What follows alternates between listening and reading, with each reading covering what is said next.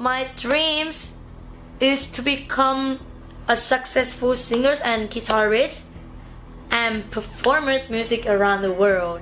Picture this. A 15-year-old girl walks out on the biggest stage of her life, admits she's nervous, and within 90 seconds she has 4 judges on their feet and a stadium-sized crowd screaming the chorus back at her like they've known the words their whole lives. That happened on July 7, 2026, on America's Got Talent. But here's what almost nobody watching at home realized in that moment. The girl they were discovering had already been performing in public for years, in a country most of them couldn't find on a map, for crowds that never once stood up for her. By the end of this video, you'll understand exactly why that gap between what America saw and what was actually true matters, and why her song choice carries a weight most of the cheering crowd never picked up on. Let's start with the audition itself, because it really did happen the way people are describing it online. The show films its auditions at the Pasadena Civic Auditorium in California, a room that holds about 3,000 people, and it is, without question, the loudest and most intimidating stage most contestants will ever stand on. Nene Royal walked out onto that stage a full day before her 16th birthday, and the cameras caught her looking every bit her age, soft-spoken, a little shaky, laughing off her own nerves while she told the judges she traveled from Phuket, Thailand, with her father watching from the side of the stage. When she mentioned the birthday, the room broke into a spontaneous chorus of happy birthday, which is exactly the kind of moment editors dream about. Then she told the panel her dream in one plain sentence. She wanted to be a superstar on tour. It's the kind of thing a lot of hopeful teenagers say on that stage, and if you've watched enough of this show, you know how often it doesn't go anywhere. Then she picked up her guitar, and the entire tone of the room changed. She launched into a rocked-up cover of Zombie, the 1990s alternative rock anthem by the Irish band The Cranberries, played on an Ibanez electric guitar through a Fender amp, complete with a burst of two-handed tapping partway through. It wasn't a delicate, respectful cover. It was heavier, grittier, and louder than the original, and she sang it with a growl in her voice that made it clear this wasn't her first time handling a song that big. Within about a minute, according to people who were in the room, the entire audience was singing the chorus along with her. The judges' reactions tell you everything about how unexpected this felt to people who watch auditions for a living. Sofia Vergara called the performance spectacular and told her she had a real shot at doing well in the competition. Howie Mandel didn't hedge at all. He told her flatly that she was a rock star. Mel B focused on the technical side, praising her vocal control and her guitar playing, and said the combination felt like a match made in heaven. And then there was Simon Cowell, a man who has spent decades being famously hard to impress, who said the tone of her voice sounded completely authentic, and that the rough, unpolished edges of the performance were exactly what made it work for him. 4 yeses. She moved straight through to the next round.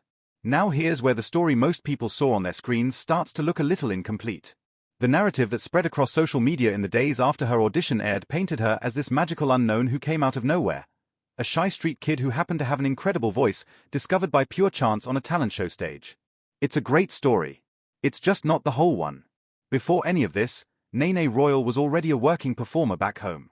Long before Pasadena, she was busking regularly at the Naka Weekend Market in Phuket Town, playing with local acts including a group called Ozone Band and another called Mini Heart, doing rock and metal covers for market crowds who were mostly there to shop, eat, and wander, not to stand still and listen to a teenager play guitar.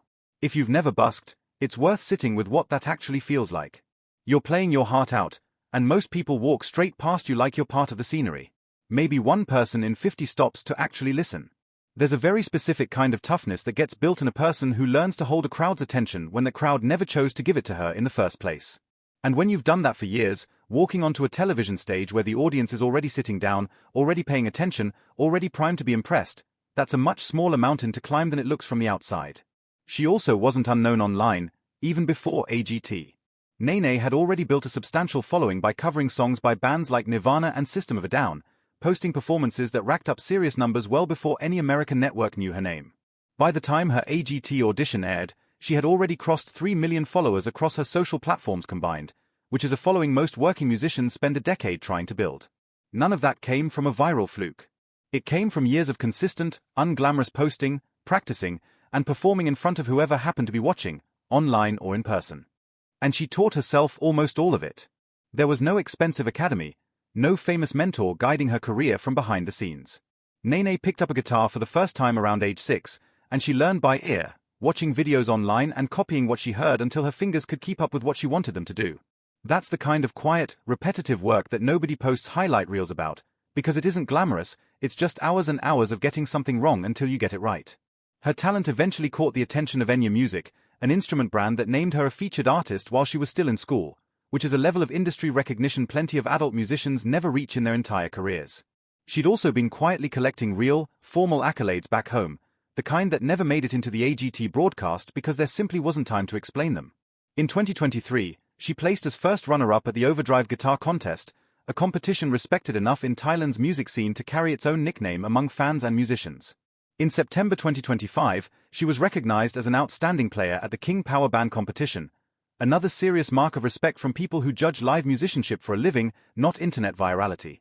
She'd also already appeared on Thai television, performing on the well-known program Super 10 alongside established professional artists, at an age when a lot of kids are too nervous to sing in front of their own extended family. So by the time she stepped onto that Pasadena stage, she wasn't a total beginner hoping for her first taste of a spotlight. She was a genuinely accomplished, competition-tested performer walking onto a bigger stage than she'd ever had access to before, carrying years of preparation that a lot of the audience mistook for beginner's luck. That gap between how the world saw her in that one clip and who she'd actually been building herself into for a decade, that's a feeling a lot of people watching probably recognize in their own lives.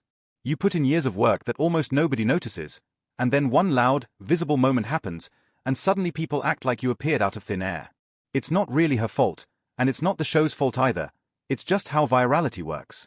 But it's worth knowing the fuller picture, because it changes how impressive that 90 seconds actually was.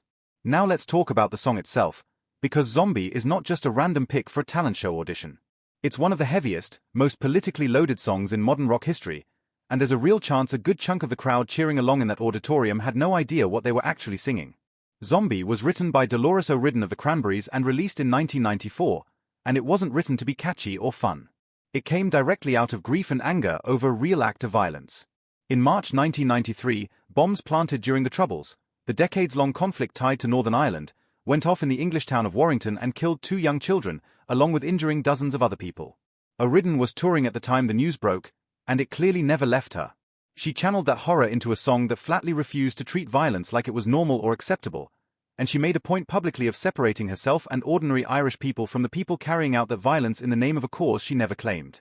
The song reaches all the way back to Ireland's Easter Rising in 1916, framing that cycle of conflict as something that keeps repeating itself generation after generation, with children too often paying the price for it. Hold that image for a second, then put it next to the scene we started with. A 15-year-old girl, one day away from turning 16, stood on a glittering entertainment stage under bright lights and threw her whole body into a song about grief, protest, and the specific horror of children being killed by political violence, and a large part of that clapping, smiling crowd almost certainly had no idea that's what they were cheering for. Whether Nene fully understood every layer of what she was singing or simply felt the raw emotional power of the song in her performance, there's something quietly striking about a teenager on one side of the world channeling a decades-old protest written by another teenage-adjacent voice on the opposite side of the world. 2 young women, 30 years apart, refusing to let something painful stay quiet.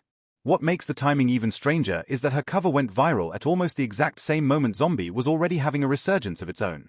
The Cranberries recently announced the first official release of a previously unheard live recording, titled Live at London Astoria 2, 1994, scheduled to come out on August 28, and Zombie is one of its highlights. So while an Irish band was preparing to release a decades-old concert recording to the world, a teenage street musician from the night markets of Phuket had, completely by accident, reignited global attention on that same song through a single audition. 2 completely separate stories, 30 years and thousands of miles apart, colliding at almost the exact same week. That's really the pattern with this particular song. It has a strange habit of refusing to fade away. When Dolores O'Riordan passed away unexpectedly in 2018, a lot of people assumed Zombie would settle into being a beloved classic that slowly faded out of the mainstream conversation, the way most songs eventually do. Instead, the opposite happened. It became something closer to a modern anthem, regularly sung by huge stadium crowds, including Irish rugby supporters during major international tournaments, belting out every word with real emotion. Online, it crossed well over 1 billion streams and views combined across platforms, putting it in a very small club of rock songs from that era that continue pulling in new listeners decades after their original release. Most bands spend an entire career hoping for a legacy like that. Zombie built one almost by refusing to be forgotten. Part of that staying power comes from the song constantly finding new audiences through new versions of itself. A cover by the American band Bad Wolves introduced the song to a younger generation of rock fans who had never heard the original, and while that version stirred up its own share of discussion online, it also proved the song's core message still landed just as hard decades later. Every artist who picks it up, whether it's a stadium crowd, a cover band, or a 15-year-old from a Thai night market, becomes part of a long chain of people carrying that message forward without ever really planning to. Nene didn't set out to become the newest link in that chain. She just picked a song she loved and could sing with everything she had, and it happened to connect to something much bigger than a talent show audition. So what happens now? The audition was never meant to be the finish line, and by every indication, she's treating it that way. Those 4 yeses sent her through to the next round of the competition, and while the show hasn't revealed publicly how far she'll ultimately go, she's still very much in the running, one step closer to the touring superstar life she talked about on that stage. And she isn't just sitting around waiting to see what the internet decides about her next. Away from the cameras, she's reportedly been working on original music with professional producers, putting together material for a debut EP that's expected to arrive sometime this summer. Which, if it happens, marks the real turning point in her story. The shift from a performer known for other people's songs into an artist stepping out with her own. When you line the whole thing up end to end, it's a genuinely remarkable arc. A 6-year-old picks up a guitar and starts teaching herself from videos on a phone screen. A teenager spends years busking at a night market, playing for crowds that mostly walk right past her. She quietly stacks up real competition wins and television appearances that almost nobody outside her home country ever hears about. And then, on one night in Pasadena, she carries one of the most serious protest songs in rock history onto the biggest stage of her life, with her father watching proudly from the side, probably not for the first time, just for the first time in front of millions of strangers. The nervous, soft-spoken girl the judges met and the fearless performer her hometown already knew were never actually 2 different people. They were the same person the whole time. The show just gave the rest of us permission to finally notice.